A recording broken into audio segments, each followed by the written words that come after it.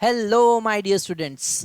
Last lecture में हमने देखा नॉर्मल फॉर्म या फिर कैनोनिकल फॉर्म क्या होते हैं और इन नॉर्मल फॉर्म की हेल्प से हम रैंक कैसे फाइंड कर सकते हैं। ओके, जैसा हमारे सामने स्क्रीन पे हम चार तरह के नॉर्मल फॉर्म देख सकते हैं। First this I R, second I R zero, third और फोर्थ।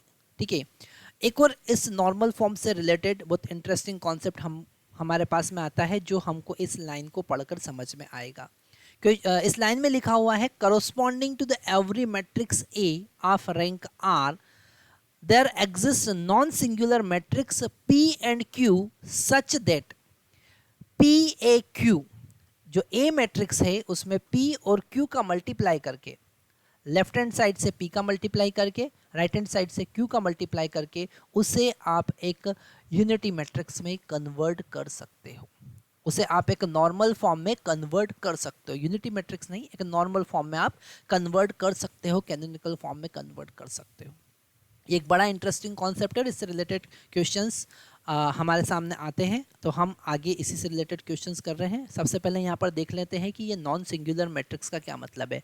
हम जब हमने डिफरेंट कैटेगरीज देखी थी मैट्रिक्स की, तो उसमें हमने देखा था what is meaning of this non singular matrix when determinant is not equal to zero. तो यहाँ नॉन सिंगुलर का मतलब है अगर आप पी का डिटर्मिनेंट फाइंड करते हैं तो वो ज़ीरो नहीं आएगा, और अगर आप Q का डिटर्मिनेंट फाइंड करेंगे तो वो भी ज़ीरो नहीं आएगा। ये दो मैट्रिक्स नॉन सिंगुलर मैट्रिक्स होंगे।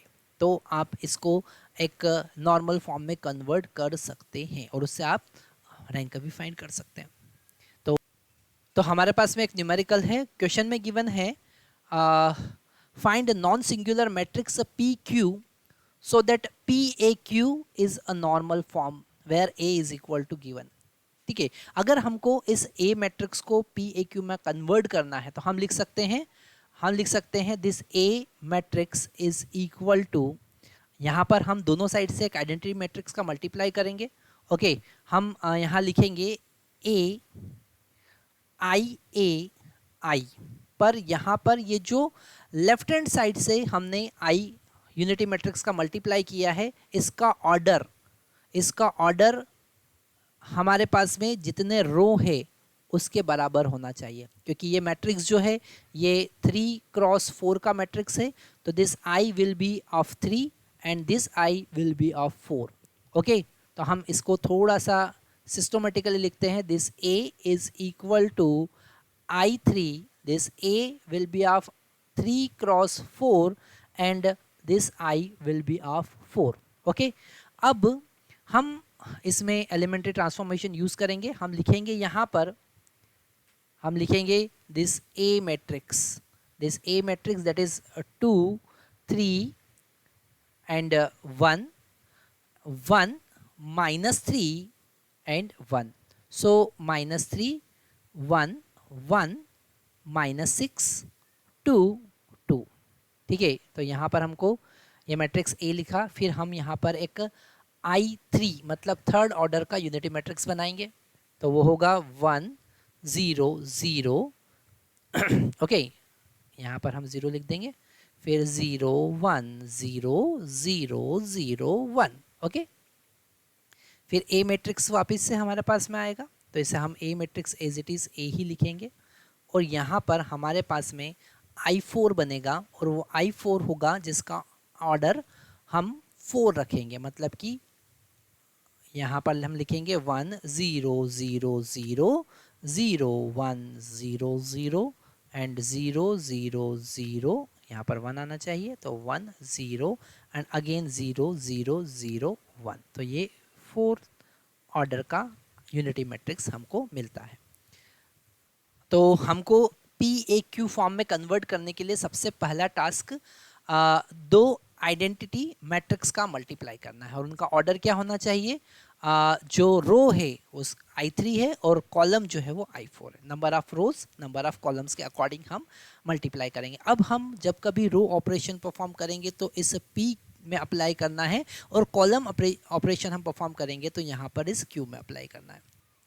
तो सबसे पहला टास्क है हमको इसको एक यूनिटी मैट्रिक्स बनाना है। उसके लिए हम एलिमेंट्री ट्रांसफॉर्मेशन अप्लाई करेंगे और एलिमेंट्री ट्रांसफॉर्मेशन अप्लाई करने के लिए हम जितने भी रो एलिमेंट्री ट्रांसफॉर्मेशन अप्लाई करेंगे वो इस फर्स्ट यूनिटी मैट्रिक्स में अप्लाई करेंगे और जितने भी कॉलम एलिमेंट्री ट्रांसफॉर्मेशन अप्लाई करेंगे इस क्यू लास्ट वाले यूनिटी मैट्रिक्स में अप्लाई करेंगे। तो हम सबसे पहले हमको यहाँ पर जीरो बनाना है, यहाँ पर भी जीरो बनाना है और यहाँ पर भी जीरो बनाना है।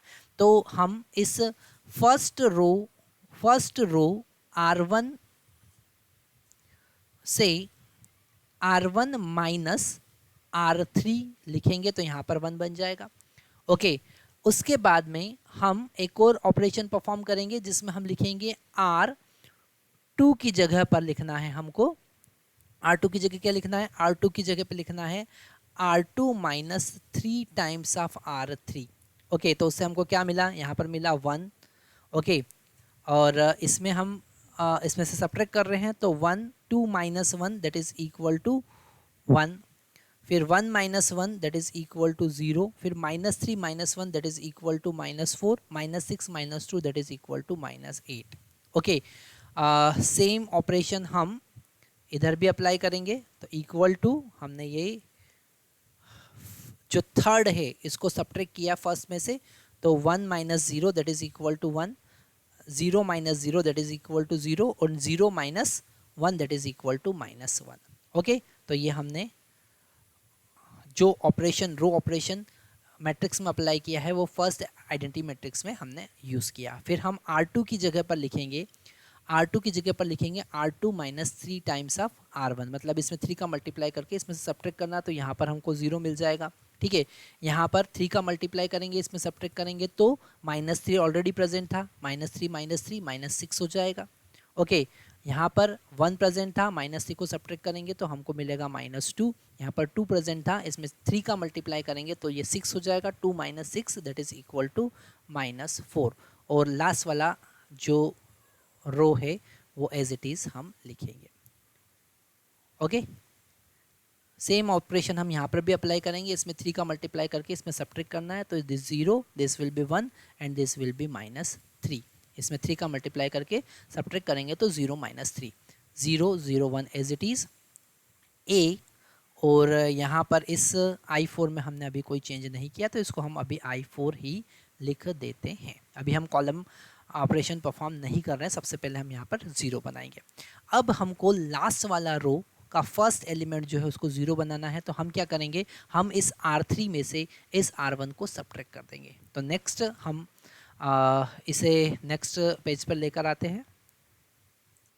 सो यहाँ पर अब हम ऑपरेशन परफॉर्म करेंगे, हम लिखेंगे R3, क्या लिखेंगे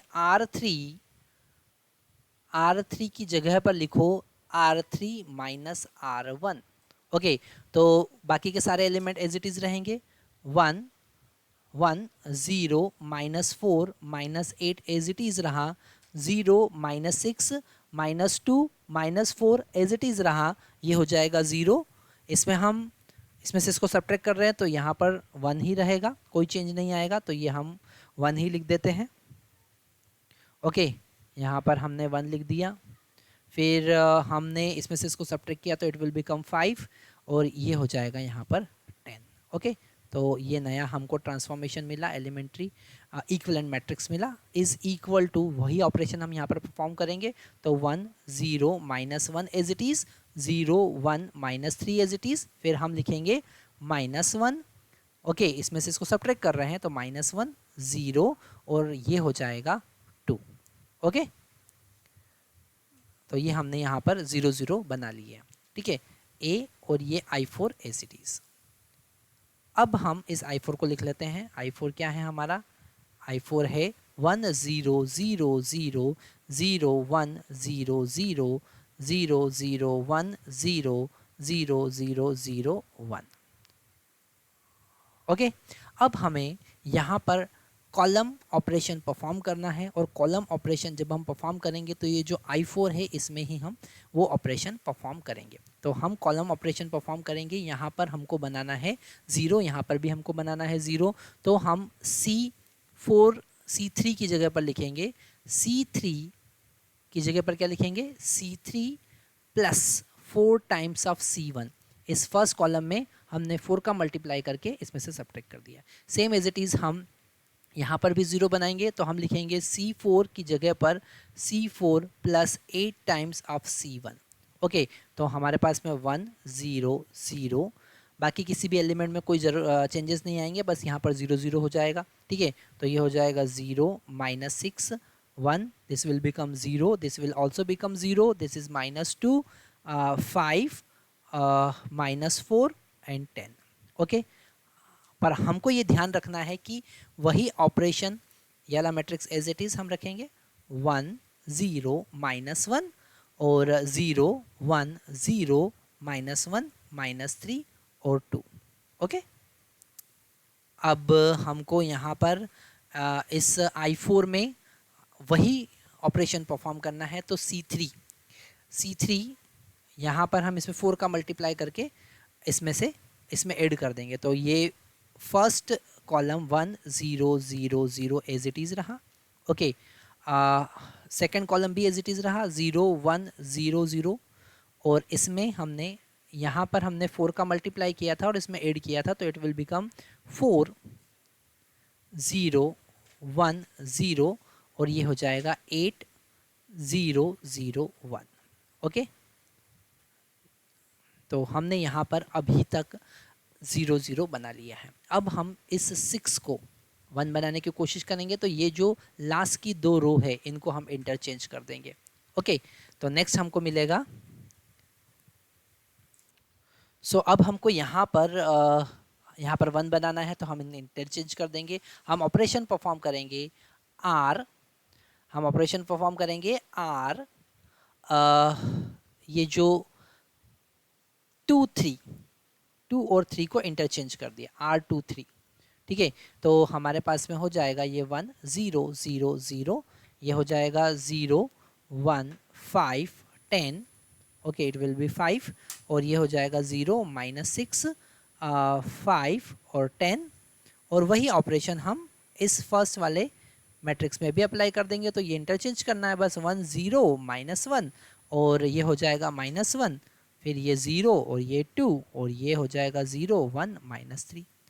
ठीक है, बाकी सब कुछ एज इट इज़ लिख देंगे, तो बाकी सब कुछ एज इट इज़ लिख दिया A, है ना। ये 1 0 0 0 और 0 1 0 0, और लिखेंगे 4 0 1 0, लिखेंगे 8 0 0 1। ओके, ये हमने कर दिया।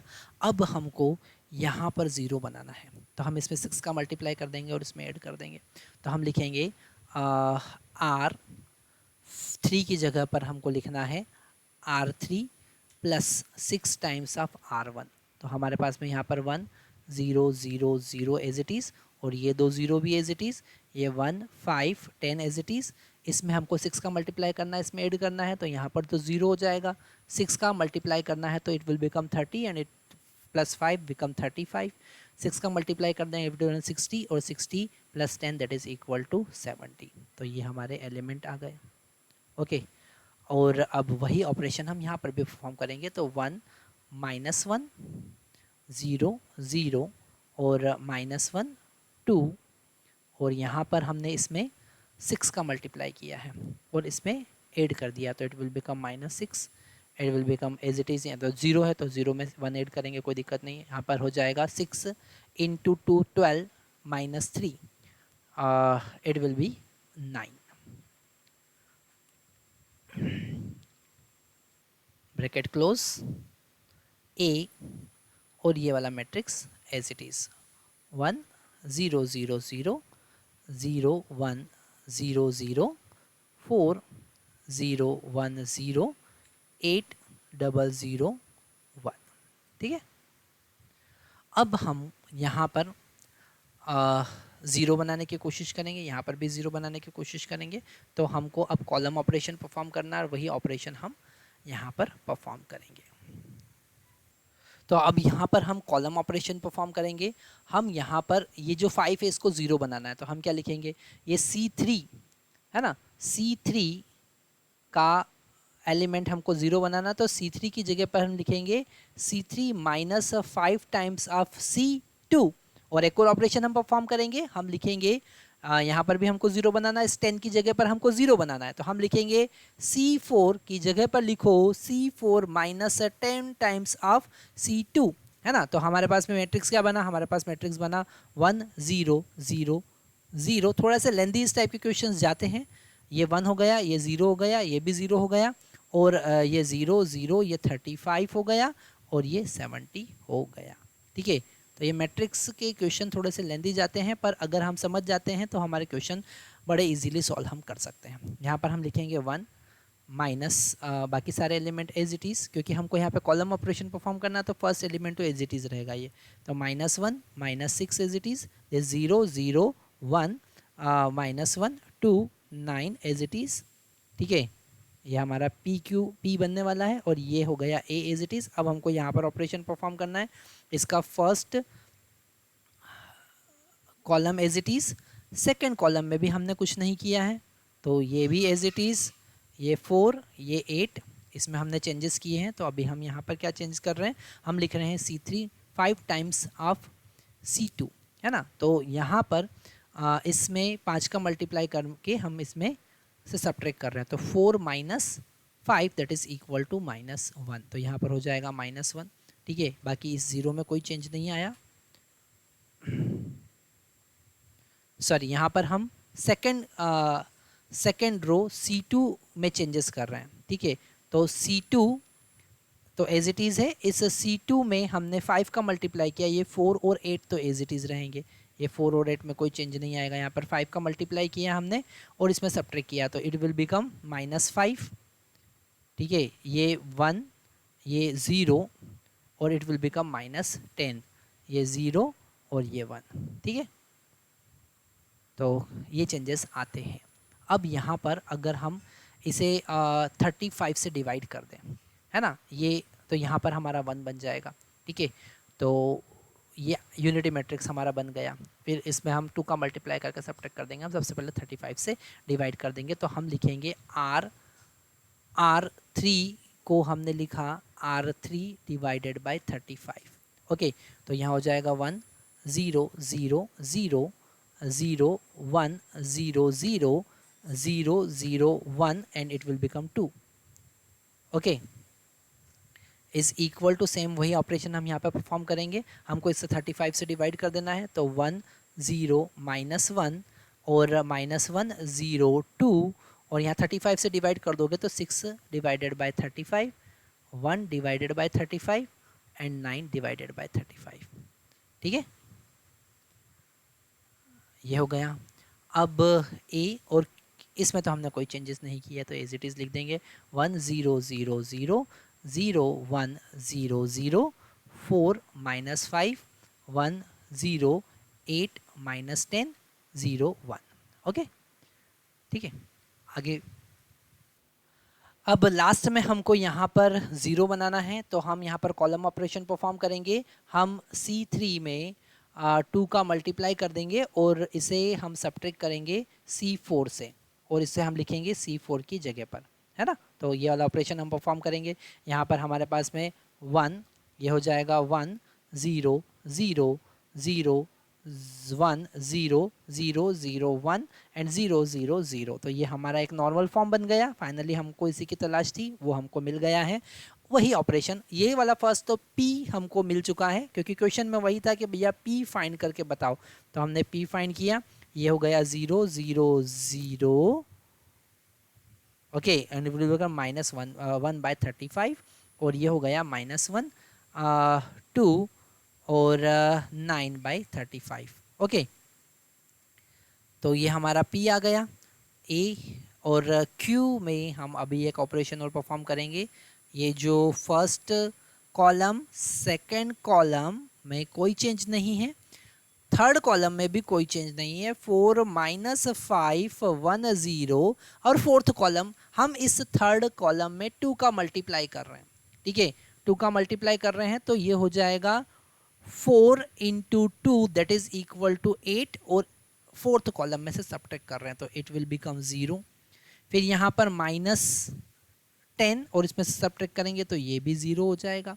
ठीक है, इसमें हम मल्टीप्लाई करेंगे 2 का और इसमें सब्ट्रैक्ट करेंगे तो ये -2 हो जाएगा, और ये तो 0 है तो इसमें कोई चेंज आने वाला नहीं है।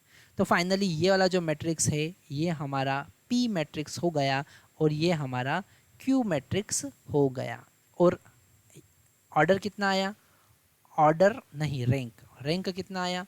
रैंक आया हमारे पास में रो A इज इक्वल टू 3, क्योंकि ये जो है इसका नॉर्मल फॉर्म I30 होगा। क्या होगा? I30। तो यहाँ पर हमने सीखा कि हम PAQ फॉर्म में कैसे कन्वर्ट कर सकते हैं, दो नॉन सिंगुलर मैट्रिक्स को कैसे फाइंड कर सकते हैं। इस टाइप के क्वेश्चंस हमारे इंजीनियरिंग एग्जामिनेशन में बनते हैं, तो हमको यहाँ से हेल्प मिलेगी। Thank you very much.